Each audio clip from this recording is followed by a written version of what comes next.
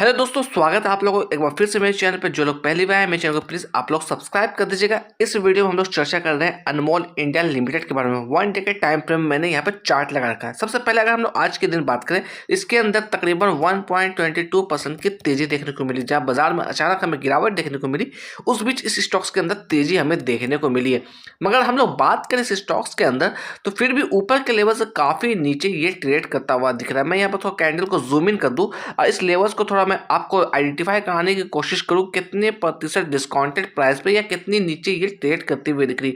तो आप यहाँ पे देखिएगा ऑलमोस्ट 66% के आसपास ये गिरावट के साथ काम करता हुआ दिख रहा है।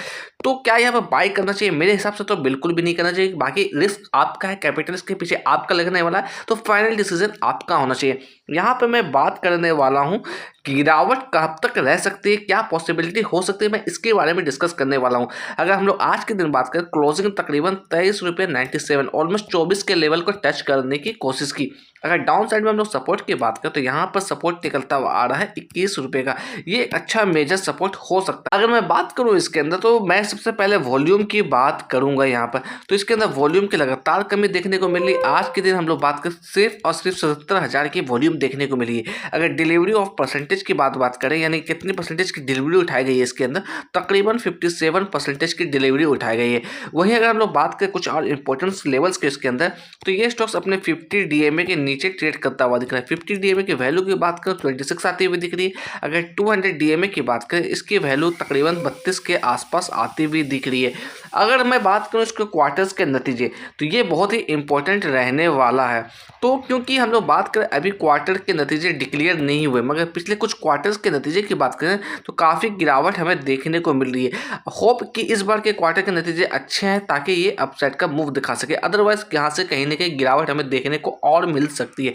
ये एक मैं पॉसिबिलिटी डिस्कस करने की कोशिश कर रहा हूँ। अगर हम लोग बात करें इसके अंदर, तो ये देखिएगा, ये जो आप कैंडल देख रहे हैं जून 2021 की कैंडल है, ये इसकी लिस्टिंग कैंडल है। उसके बाद बात करें हम लोग, तो इसने लगभग 30 रुपये के लेवल को एज ए सपोर्ट बनाया।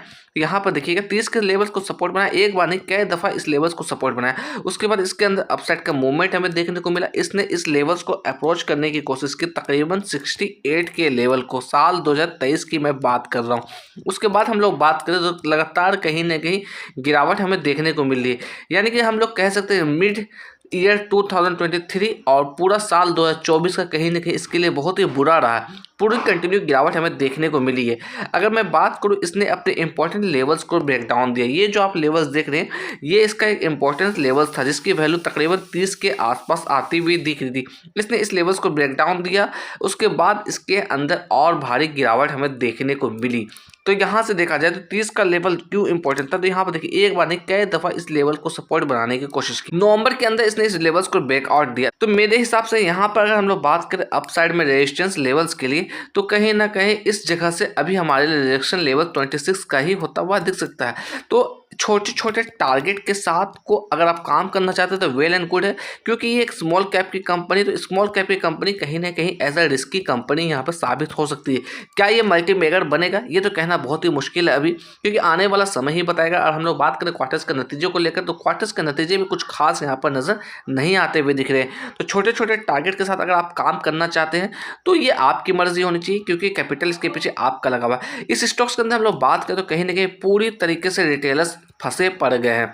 यहाँ पर उनकी भागीदारी काफ़ी ज़्यादा यहाँ पर नज़र आती हुई दिख रही है। मैं इस चीज़ को भी डिस्कस करने की कोशिश करूँगा। यहाँ पर आप यहाँ पर देखिएगा, मैं आपको इन रिटेलर्स की होल्डिंग दिखाने की कोशिश कर रहा हूँ। ये जो आप डाटा देख रहे हैं BSE की वेबसाइट से मैं डाटा शेयर कर रहा हूँ। तो यहाँ पर देखिएगा रिटेलर्स की हम लोग बात करें तकरीबन 32.62%, ऑलमोस्ट कहीं ना कहीं हम लोग कह सकते हैं 33% की हिस्सेदारी छोटे निवेशक के पास है। तो आप समझ सकते हैं कितनी बड़ी क्वांटिटी यहाँ पर छोटे निवेशक के पास है। अगर हम लोग बात करें शेयर होल्डर की, तो यहाँ पर देखिए 31,773 ऐसे शेयर होल्डर हैं जिनकी इन्वेस्टमेंट की वैल्यू 2 लाख से कम की है इस स्टॉक्स के अंदर। यानी कि अगर आपने एक सिंगल शेयर भी लिया होगा तो आप इसी कैटेगरी के अंदर कहीं ना कहीं आते हुए दिख रहे होंगे। तो आप समझ सकते हैं 33% की हिस्सेदारी छोटी हिस्सेदारी नहीं होती है। तो रिटेलर्स कहीं ना कहीं इसके अंदर फंसे पड़े हुए हैं।